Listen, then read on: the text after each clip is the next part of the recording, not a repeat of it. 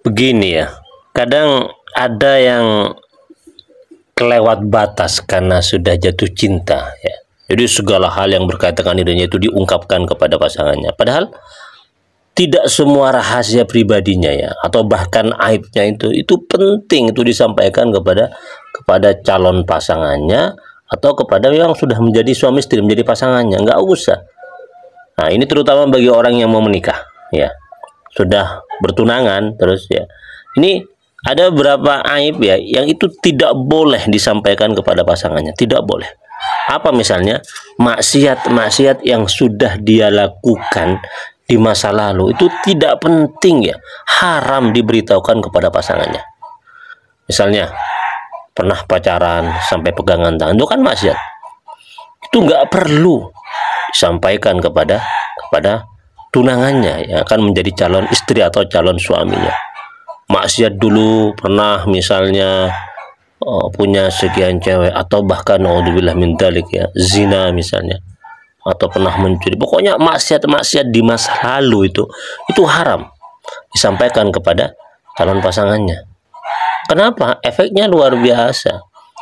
Namanya maksiat masa lalu diberitahukan kepada pasangan hidup kita, itu akan berpengaruh kuat kepada jiwanya tentang citra kita di matanya. Padahal maksiat masa lalu itu sudah masa lalu, dan sangat mungkin di masa depan kita tidak akan mengulanginya lagi. Nah, ketika kita memberitahukan aib-aib maksiat kita kepada pasangan kita, sudah lalu terjadi, diperbaharui lagi, melekat di pikiran, di benak pasangan kita, itu membuat buruk pandangannya terhadap kita, walaupun kita misalnya sudah memperbaikinya. Jadi aib-aib yang berkaitan dengan maksiat ya, tolong itu jangan sampai diungkapkan kepada pasangan kita. Wa in kana fihi syai'un minal ma'asi wajaba, ini ya, wajaba alaihi taubatu fil hali wa satru nafsihi wa la yadhkuruhu. Itu dalam kitab Hasyiah I'anatul Talibin, bahwasanya segala sesuatu yang beraroma maksiat wajib bertaubat segera, dan wasatru nafsihi, perlu saya ulangi lagi, wasatru nafsihi, ini underline, menutup ya dosa-dosa itu, wala yadzukuruhu, dan jangan pernah menyebut-nyebutnya atau menyampaikan kepada orang lain, terlebih lagi kepada pasangan kita. Jangan. Nggak boleh, itu wajib. Mengungkapkannya berarti apa? Melanggar kewajiban, haram hukumnya. Terus aib apa yang perlu kita sampaikan untuk melanggengkan jenjang pernikahan kita dengan pasangan kita? Ada dua. Pertama, aib wala yasbutu al khiyar ya. Aib yang dengan aib itu orang tidak memiliki pilihan untuk membatalkan akad atau meneruskan akad nikah dengan kita.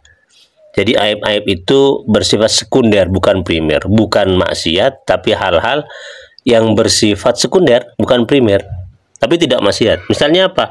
Masalah perangai, apa ya, kepribadian ya, watak kita. Misalnya watak kita keras, watak kita pelit misalnya, watak kita cerewet, watak kita kurang bagus dalam bergaul dengan orang, introvert dan segala macam. Itu sunnah ya.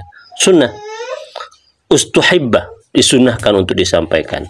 Lah, sedangkan aib-aib yang bersifat primer, yang dengan itu orang bisa membatalkan akad pernikahan dengan kita, itu wajib disampaikan. Wajib dzikruhu lizaujah, wajib disampaikan. Apa misalnya? Impotensi diri, itu wajib disampaikan.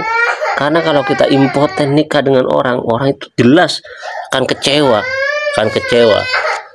Apalagi selain impoten ya, pokoknya penyakit berat yang berpengaruh lah terhadap orang lain dan bisa membatalkan pernikahan, itu wajib disampaikan. Itu ya, itu penting untuk diingat berkaitan dengan hal-hal yang perlu kita sampaikan kepada calon pasangan kita atau pasangan kita. Intinya, tidak semua aib itu wajib kita sampaikan, bahkan ada yang wajib ya, atau ada yang haram untuk disampaikan.